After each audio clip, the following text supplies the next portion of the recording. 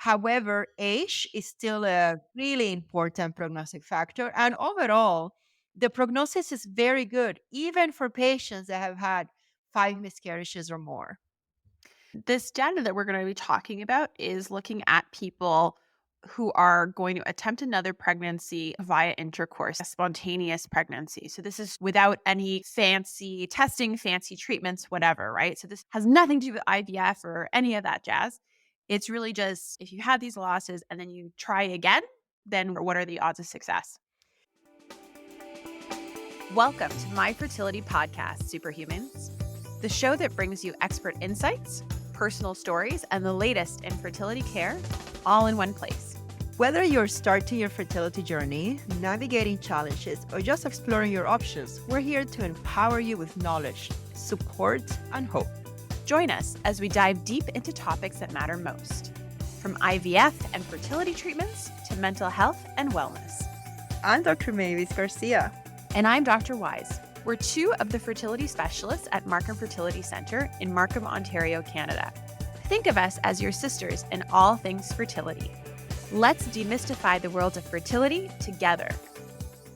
On today's episode, we're going to be talking about part 2 in our series about recurrent pregnancy loss. For those of you who are interested, part 1 is episode 51, so you can check that out. In this episode, we're going to be covering the testing options as well as the management options for recurrent pregnancy loss. I have to admit the testing options for recurrent pregnancy loss are complicated or complex or difficult. I don't know how many more adjectives I can use to convey the fact that it's not straightforward. As a matter of fact, different fertility specialists may have a slightly different panel for investigating for recurrent pregnancy loss. And the guidelines, which we're going to talk about, are really very restrictive in that there are a lot of tests that people hear about, that people request, that are actually not recommended in the guidelines. I'll also say that my kind of go to tests have also changed over time with new knowledge and new research and the new guidelines as well. So that's another thing. But I mean, the number one thing that I will always tell people before we kind of plunge into testing for recurrent pregnancy loss, testing for RPL, is that, doing all these testing does not guarantee that you're going to find an answer, unfortunately. I will often tell patients that, even when we do all the tests, more than half the time, we may not come up with a specific answer. There may not be that like aha moment. And that's something to be very mindful of as well as you're thinking about these things. So I always offer the tests, but I do always warn patients that everything may come back normal, but that there are still options after that. Yeah, and I cannot stress that enough because there are so many patients that come to me. It takes about, I don't know, 3 months to see me. And they tell me, yeah, we had a miscarriage 6 months ago and we stopped trying because we Mm. want to wait to see you and we want to wait for all the tests and we want to wait for you to tell us what's wrong before we start trying again. And then that's at the time when I have the conversation. Then most exactly like you're saying, most of the time we don't find anything. So I don't recommend that people stop trying after a miscarriage, waiting for those answers, because most of the time we don't have a specific answer. And we're gonna talk in this episode about prognosis, like what happens if you had recurrent pregnancy loss? What are your chances of still being able to take home a baby? Mhm. Before we start talking about testing options, a good question to address is when exactly do we do testing for recurrent pregnancy loss? In order to determine this, it's important to consider the definition of recurrent pregnancy loss. From the point of view of the likelihood of finding abnormalities, we recommend testing after 2 or more pregnancy losses. We also take into account the age of the egg provider, the circumstances surrounding the pregnancy loss, any personal or family medical history. We want to know if there is a history of infertility, if there was a normal karyotype in the products of conceptions, because remember, we said that one of the most common causes of recurrent pregnancy loss is a chromosomal abnormality of the embryo. So if we can test the embryo and know that wasn't part of that, that is an indication to dig into other causes. And also, when the miscarriages happen after a fetal heart rate has been noted, That is also another clue that we should be looking a little deeper into causes of recurrent pregnancy loss. All right, so let's get into some testing options here. First of all, this is going to be a super general list of testing options. And I just want to be super clear that any testing options, any tests that we're going to be ordering are going to be personalized to the patient and the specific situation. So before I have talked about any test, the first thing that I'm always going to start with is a full pregnancy history, medical history for medical issues, previous surgeries, medications, social lifestyle factors as well, and a family history. That is by far number one biggest step, which we're not going to get too deep into, but that is really where we're spending the majority of the time when we're talking to patients so that that can help us personalize what tests we're ordering. That is a huge part of that initial appointment, and testing is just kind of the next step. Now, speaking of testing, let's start with the genetic causes. One of the main tests that we do to look at genetic causes of recurrent pregnancy loss would be parental karyotypes. Karyotypes just means doing blood work, a blood test for both the sperm and the egg contributor in order to determine if there is a chromosomal abnormality that is increasing the chances of miscarriages. Abnormal parental karyotypes are actually only found in about 1.9% of couples that have recurrent pregnancy loss. And this was illustrated in a large retrospective cohort study of 20,000 couples experienced recurrent pregnancy loss. Now, along the same lines of genetic testing, I will often bring up with patients this idea of POC testing or product of conception testing. So let's be super clear here. Karyotypes for the sperm and egg contributor are something that can be done between pregnancies or even while somebody is pregnant.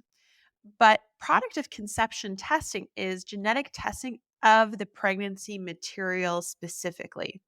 So this is only available, this can only be done when somebody is in the midst of having a miscarriage or has a missed miscarriage where we know that the tissue needs to come out.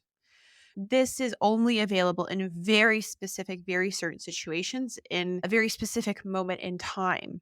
But it is certainly a testing option. So, product of conception testing basically means that when the person has a miscarriage, either, after taking medications or things pass naturally or after surgery, you can collect some of that tissue and then that tissue can be sent off for genetic testing, looking for the number of chromosomes, looking at their general arrangement and shape and size.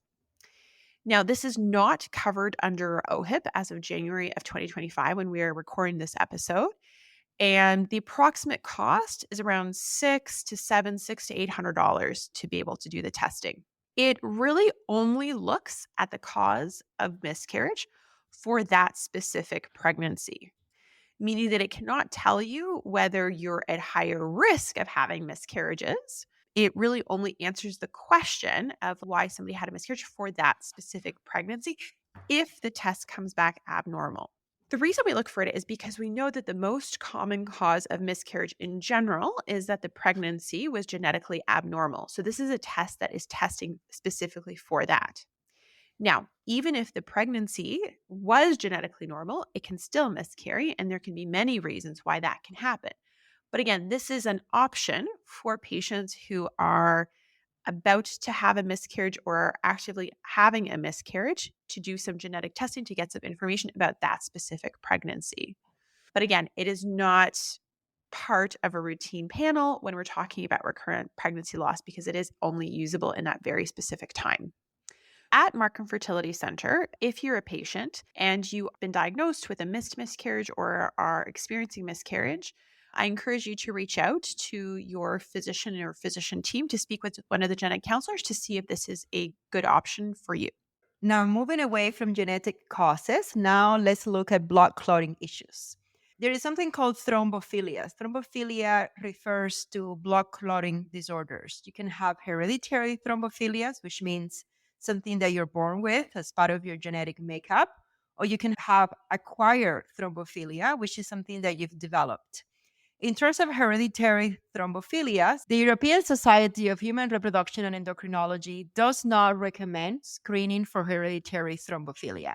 In terms of women with acquired thrombophilia, the recommendation is to screen for antiphospholipid antibodies, after at least 2 pregnancy losses to rule out a condition called antiphospholipid antibody syndrome. Now, another aspect of testing for recurrent pregnancy loss kind of falls under this broad umbrella I'll call hormonal testing.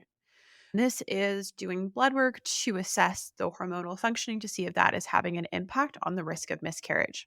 So, thyroid screening, meaning looking at a TSH level and TPO antibodies, is recommended in women with recurrent pregnancy loss, again by the same group, otherwise known as ESHRE. But assessment to look for things like PCOS and specifically testing for things like fasting insulin, fasting glucose is not recommended in women with RPL to improve the next pregnancy prognosis.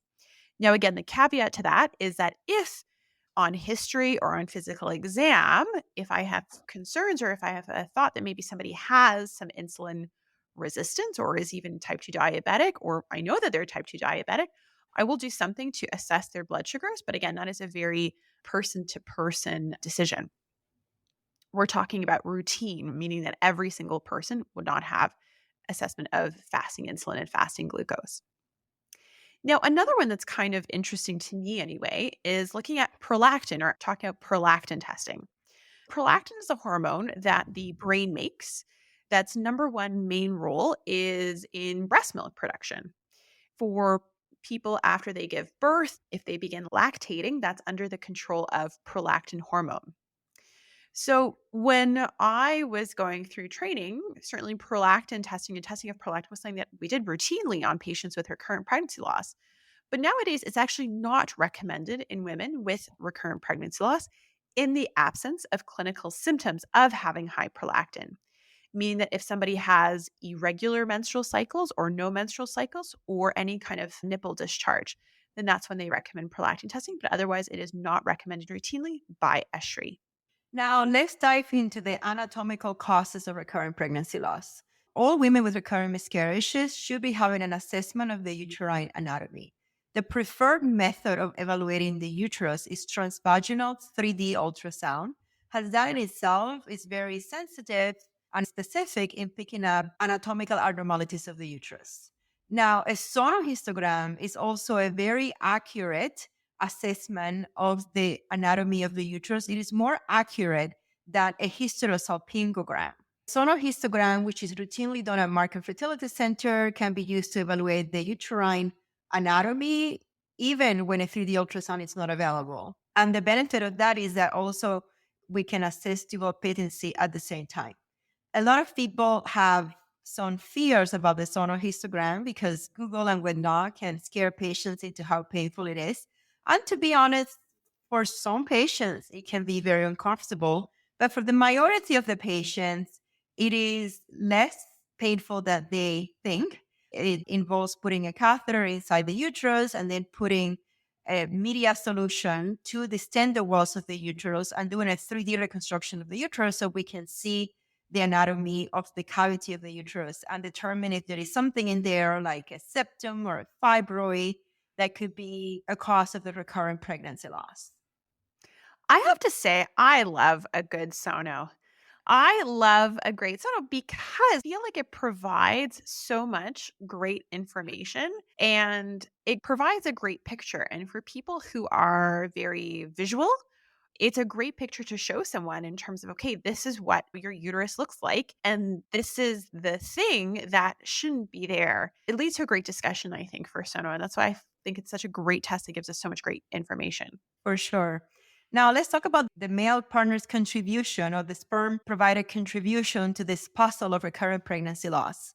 So, when it comes to recurrent miscarriages, it's recommended to assess the lifestyle of the male partners because things like paternal age, smoking, alcohol consumption, and the overall health of the sperm provider can actually have an impact on the risk of recurrent pregnancy loss.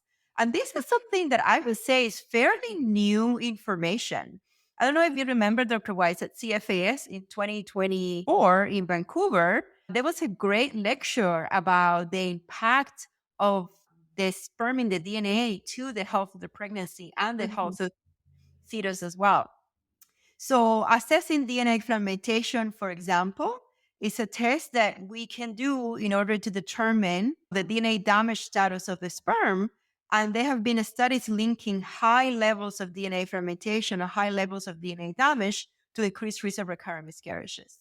Now, oftentimes when I'm seeing patients with recurrent pregnancy loss, the immune testing or immune factors will come up in our discussion. And it absolutely makes sense.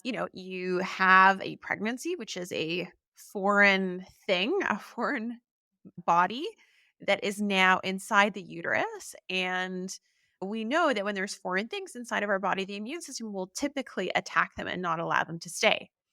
But what is very interesting and what's really important to remember and to acknowledge is that really the testing is generally not recommended, again, by various groups and associations who are creating these guidelines for fertility doctors and obstetrician gynecologists. So, testing is generally not recommended looking at immune testing and immune factors.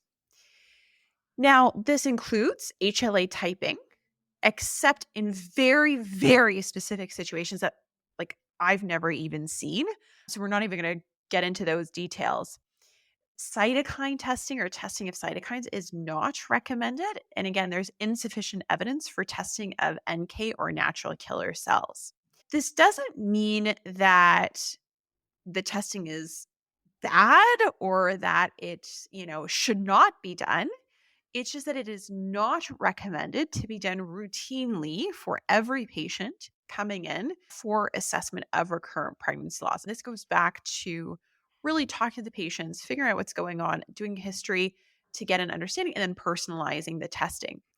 Also speaks to the fact that there is not a lot of research, there's not a lot of literature or studies looking at these immune factors in recurrent pregnancy loss, even though I think we all agree that logically it makes sense as something to look at and something to consider, but the literature and the studies just aren't really there. Well, we're preparing a series of episodes on this topic. So you want to stay tuned for those. Now, another important factor to consider when thinking about testing is cost. We've talked a lot about a lot of these tests. Now, not all of them are covered under OHIP as of January 2025. That's in the province of Ontario when we're recording this. So that's another important factor, another thing to kind of think about when you're talking to your fertility specialist about this workup. All right. So now let's shift our focus to prognosis because ultimately, what every patient sitting in front of us wants to know, okay, I've had three miscarriages. What is going to happen to me? What are the chances that I'm going to be able to have a live birth? That's the main question when we're seeing these patients. The number of pregnancy losses on the chance of live birth have been investigated in a number of studies. And there was actually a great model that was developed in 2021 with data from multiple studies. It was developed by Colt and Westergaard that looked at this very question. The take home message is that the number of prior losses is, in fact, an important prognostic factor for the chance of live birth. However, age is still a really important prognostic factor. And overall, and we're going to go through some examples, overall, the prognosis is very good, even for patients that have had five miscarriages or more. And again, this data that we're going to be talking about is looking at people who are going to attempt another pregnancy via intercourse, a spontaneous pregnancy. So this is without any fancy testing, fancy treatments, whatever, right? So this has nothing to do with IVF or any of that jazz. It's really just if you have these losses and then you try again, then what are the odds of success?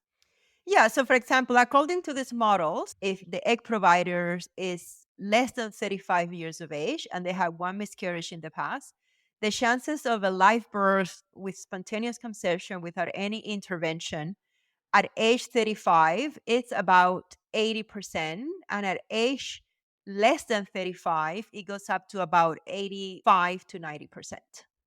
Now, let's say that that same person is diagnosed with recurrent pregnancy loss. So maybe they've had three previous losses.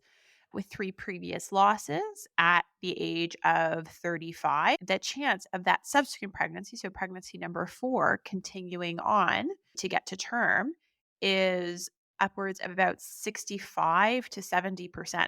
And even somebody who has had five miscarriages or more at 30 years of age, for example, the chances of live birth after five miscarriages, it's about 55%. And that does drop at age 35 to about 45%, and it continues to drop as the age of the egg provider increases. So let's shift gears again a little bit here and talk about what I think is the most hopeful part of this discussion in terms of management options.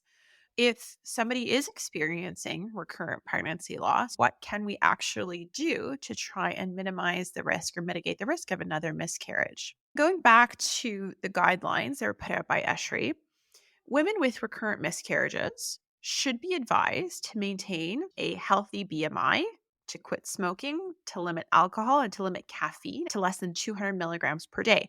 And so, this is a recommendation coming out of the British Journal of Obstetrics and Gynecology. It's important to note that there's really no clear evidence or study to show that if you do this, that you will actually have a lower chance of miscarriage. However, we know that all of these things can be associated with negative pregnancy outcomes, and they are associated with higher risk of miscarriage. And therefore, we can infer that they're probably related to recurrent pregnancy loss. And so that this is general good guidance for patients who are trying to minimize their risk of another miscarriage.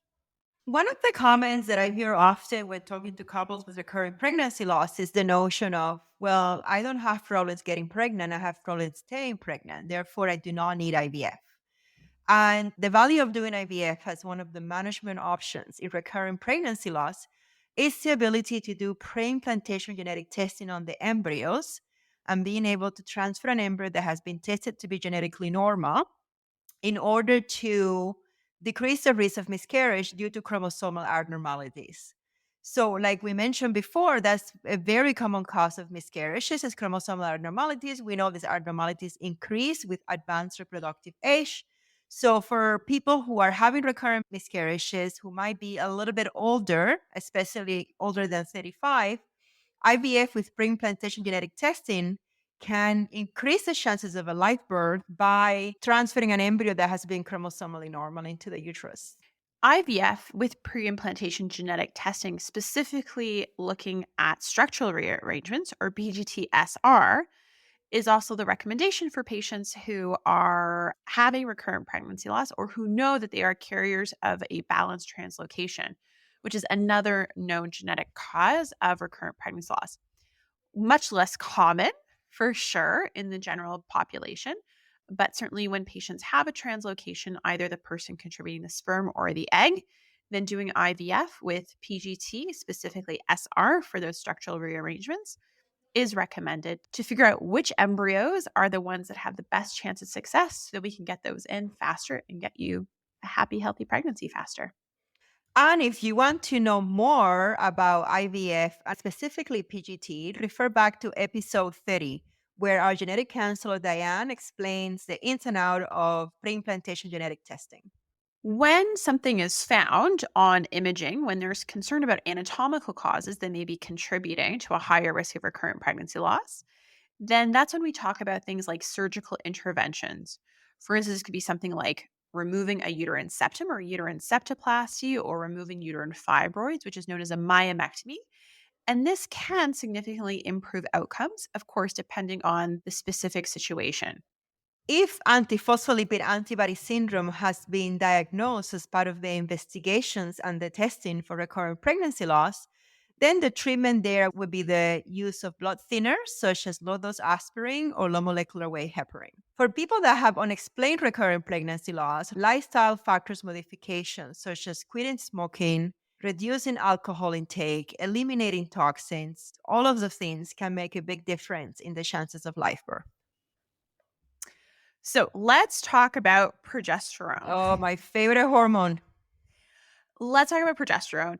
I have to say, it may be my favorite hormone to prescribe. It's my least favorite hormone when it's like high in my own body, Oh, but it's a yes. whole other Yes. story. Let's not talk about my luteal phase right now, please. Yeah. So true. Mm. Back on track here. The reason why I say progesterone is a big topic is because I think this one comes up a lot. I would say that out in the general family medicine world or in the general OB/GYN world, many patients with recurrent pregnancy loss, it may be suggested to them to take progesterone to quote unquote help support a pregnancy. And oftentimes they may be also advised to start a low dose aspirin, like a 81 milligram of aspirin daily. But I think it's really important for us to talk about, why the progesterone and what does it actually do and does it actually work? The effect of progesterone, both vaginal and oral, has been studied in women with unexplained recurrent pregnancy loss. And the different studies' conclusions vary significantly. For example, the guideline developing group recommended not to prescribe progesterone in women with unexplained recurrent pregnancy loss based on the published findings of the PROMISE trial, which was published in 2015.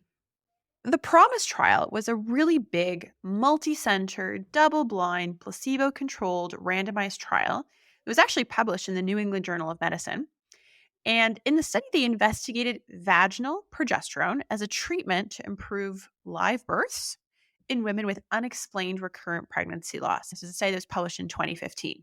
People in the study were randomized, meaning that they were kind of allotted randomly to two different groups. One group was taking a daily vaginal suppository of progesterone, and then the other group was taking a placebo, meaning that there was no medicine in there. And they started from the time soon after they had a positive urinary pregnancy test up until 6 weeks of pregnancy. And they continued through to 12 weeks of pregnancy. And in the study, they found no difference in the live birth rate in the progesterone group versus the placebo group. Again, worth noting though, the pregnancy rates, the ongoing rate of pregnancy to live birth is actually really high in both groups. So even if people were on progesterone, 66% of pregnancies continued to live birth. And the placebo group, over 63% continued to live birth.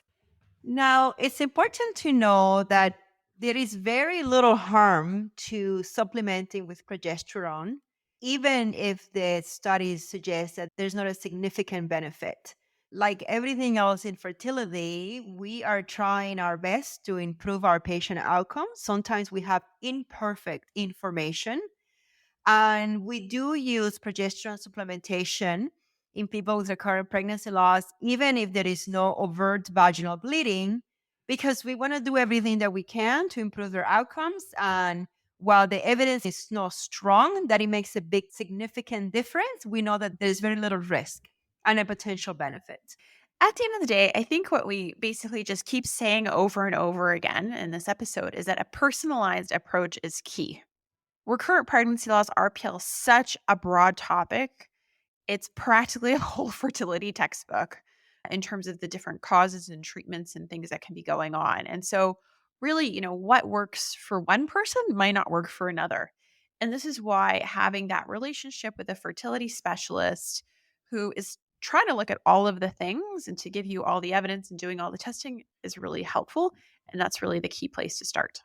Now, we cannot possibly end this episode without talking about the incredible emotional toll of recurrent pregnancy loss. Patients experience grief, guilt, anxiety, so much anxiety when they're pregnant again. A lot of people are like, hey, you're pregnant, you should be happy. And they just can't get over their past experiences, which is totally understandable. I speak from my professional experience because I have supported many patients with recurrent pregnancy loss, and also from personal experiences because I had 5 miscarriages before I had my last child, who is now 7 years of age. So, certainly, it's important to give yourself some grace, give yourself some compassion. We've said again and again, but miscarriages are not your fault. Recurrent pregnancy loss is not your fault. I mean, you said it earlier in the episode that one miscarriage is one too many, which is absolutely true. But if you are experiencing a miscarriage or experiencing recurrent miscarriages, apart from giving yourself the grace and giving yourself some space and some flexibility, sometimes you need some help. And so this is where therapy or support groups can really provide a much needed space to process your feelings and to connect with others who understand the situation that you're in and who understand what you're experiencing. Because miscarriages and recurrent pregnancy loss are, in a way, a silent diagnosis. It's not something that somebody can see about you. They may not know that you're experiencing it. In a way, that makes it much harder to process. It makes it much more difficult to have the people who are in your world know that there is something going on or that something is up. And so, I always recommend patients to think about therapy, psychologist, counselor, social worker, etc., and or a support group is a great place to start.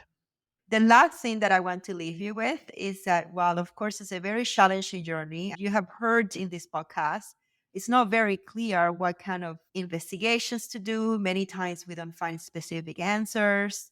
And a lot of the studies have come up short, finding something that can really make a big difference. The reality is that many couples, actually the majority of couples, do go on to have a successful pregnancy with proper care, support, and the right fertility clinic behind you. If you're somebody who is experiencing multiple miscarriages, reach out, find a fertility doctor, start looking at the testing, and go from there. If you're interested in more information about miscarriages in general, you can check out episode 43 and 46 of this podcast. And that's a wrap for today, Superhumans. If you're looking to connect, get social with us. Follow us on YouTube and Instagram at My Fertility Podcast or visit us online at myconfertility.com. And don't forget, follow, subscribe, and share your favorite episode. Thanks for listening to My Fertility Podcast and for being a vital part of our community. We know you've got this. We're signing off until next Tuesday. If you found this episode of My Fertility Podcast helpful, please take a moment to head over to the review section and leave us your thoughts. Your reviews and comments are incredibly valuable to us and help guide future episodes. We also welcome you to direct your questions to info@myfertilitypodcast.com. My Fertility Podcast is produced by Rabbit Media Inc. in conjunction with Dr. Garcia and Dr. Weiss. Music from Mixkit, Life is a Dream by Michael Ramir C. My Fertility Podcast is not intended to replace any type or variation thereof professional medical, health, or legal advice, nor should the content be taken as medical advice. Please contact your primary healthcare professional regarding any medical questions you may have. The information presented in this podcast is based on the knowledge and understanding of the host at the time of recording. Medical knowledge is constantly evolving, and new research may change the understanding of health-related topics. While we strive to provide accurate and up-to-date information, we do not guarantee the completeness, accuracy, or timeliness of the content. The views expressed in this podcast by guests are not those of the host or the management. This podcast is not intended to impose any type of discrimination. My Fertility Podcast and its management are not responsible for any losses, damages, or liabilities that may arise from the use of this podcast.